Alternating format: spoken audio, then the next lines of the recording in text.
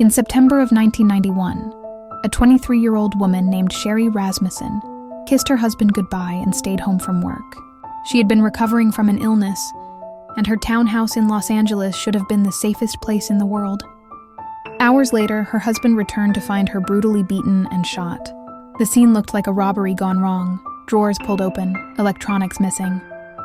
But detectives noticed something odd: expensive jewelry left in plain sight. Why would a burglar pass that up? The investigation stalled, leaving her family desperate for answers. For years, suspicion lingered over multiple possibilities. Could it have been a random home invasion? Or did someone closer to Sherri have a reason to want her gone? The case files gathered dust, but whispers persisted about a woman in Sherri's orbit who had a motive stronger than money. Nearly 2 decades passed before DNA technology advanced enough to revisit the evidence.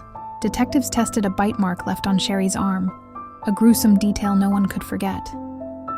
The results pointed not to a stranger, but to someone who had once been dismissed as impossible: a police officer.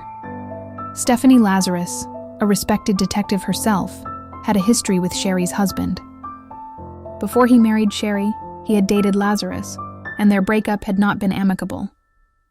Colleagues recalled she still spoke bitterly about the past. Could it be that jealousy, not burglary, had fueled the crime? In 2009, undercover investigators invited Lazarus to an interview room under the guise of a routine matter.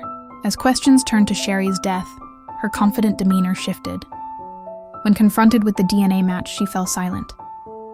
The unthinkable was confirmed.